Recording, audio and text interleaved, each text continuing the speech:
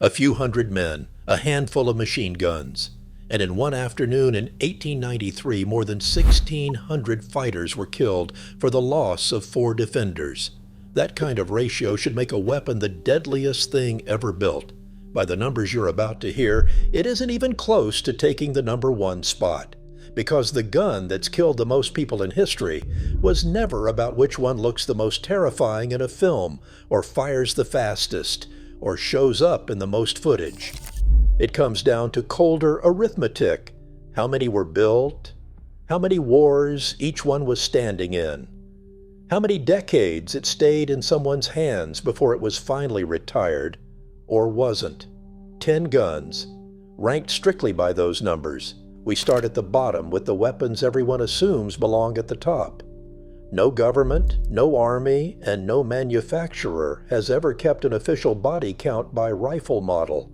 That number doesn't exist anywhere, no matter how often you'll hear it quoted with total confidence. What does exist is colder and in its own way, more honest. Production numbers, the wars a weapon was issued into, and how many years it stayed on a front line before it was finally retired. Run that arithmetic across a century and a half of conflict, and a pattern emerges that has nothing to do with which gun looks best in a film. At the bottom of that arithmetic sits the Colt M1911, America's standard sidearm from before the First World War until 1985, with something like 4 million built across a 70-year run. It's a backup weapon, a last resort weapon, present in every American war of the 20th century without ever being the primary killer in any of them. One rank up, the Thompson submachine gun, the Tommy gun of Prohibition-era gangsters and Pacific Island jungles alike, produced in the hundreds of thousands, iconic on screen, but issued to far fewer soldiers than the rifle still ahead of it. Number 8 earns its place on a technicality that changed the world anyway.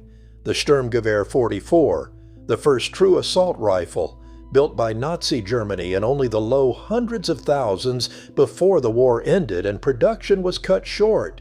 It barely moves the numbers on its own, but Soviet engineers studied its gas-operated action after the war, and that lineage feeds directly into the rifle waiting at number 1 on this list.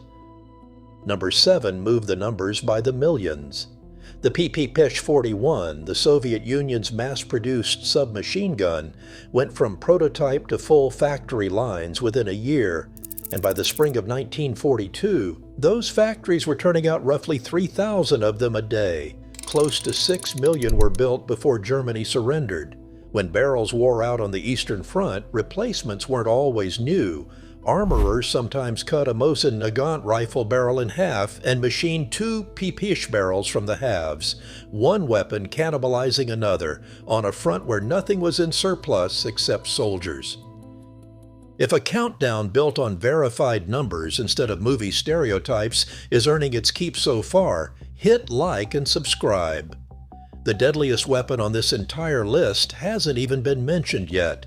Numbers 6 and 5 fought each other across 2 world wars without either one ever disappearing from the field.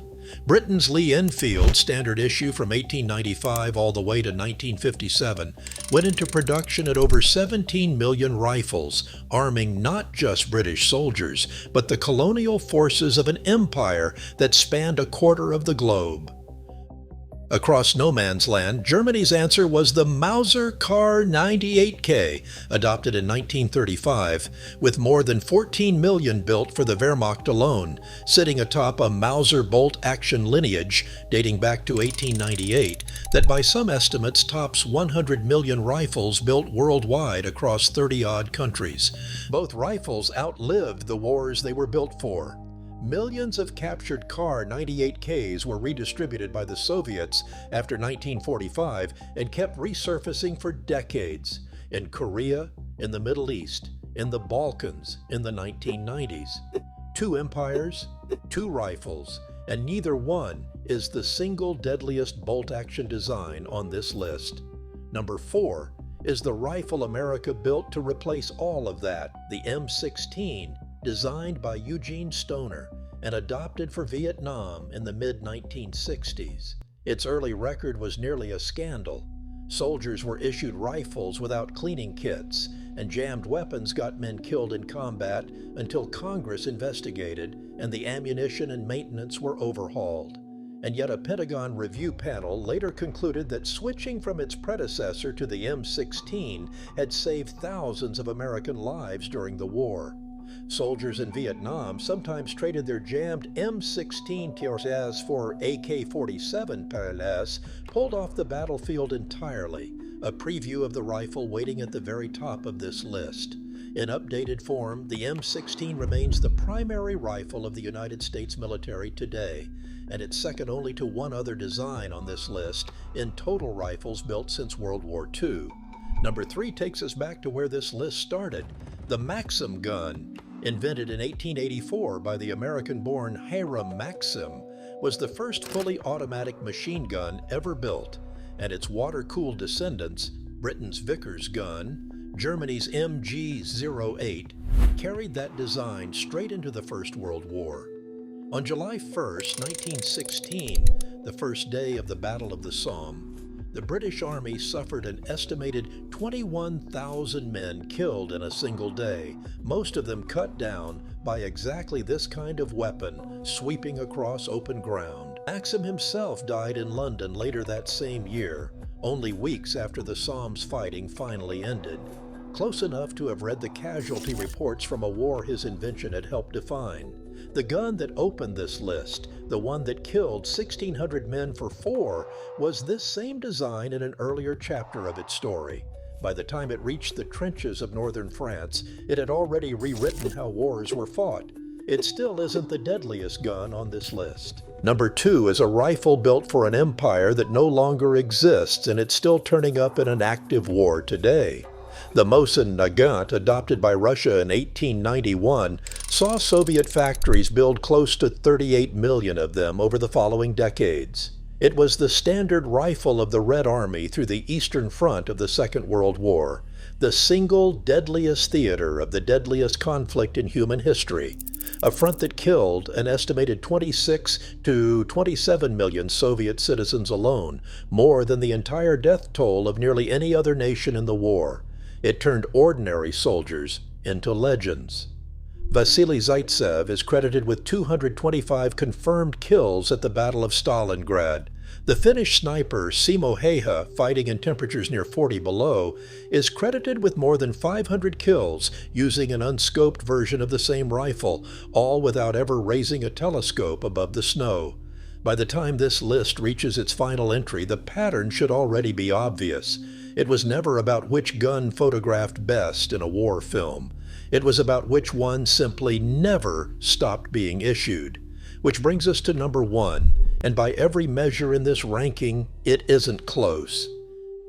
The AK-47 was designed by Mikhail Kalashnikov, a Red Army tank mechanic who was wounded fighting the German invasion in October 1941 and spent his hospital recovery listening to soldiers complain about their weapons. His design was adopted by the Soviet military in 1949.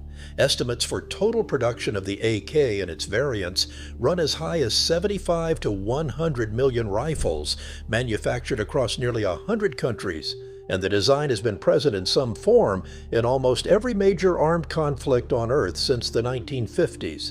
Vietnam, the Cold War's proxy wars across Africa and Latin America, and multiple conflicts still active today. You'll often hear that it kills 250,000 people every single year. That specific figure doesn't hold up under scrutiny.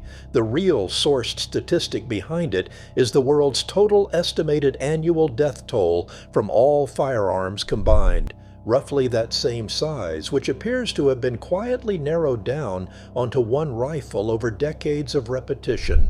The honest number needs no inflating to make the point.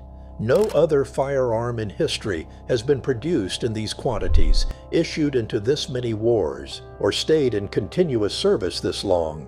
Before he died in 2013, Kalashnikov wrote a letter to the head of his church, saying that if his rifle had taken people's lives, the responsibility for those deaths was a pain he could not escape. The gun he built in 1947 and refined every year after is still coming off production lines today. It is still somewhere on Earth right now being fired.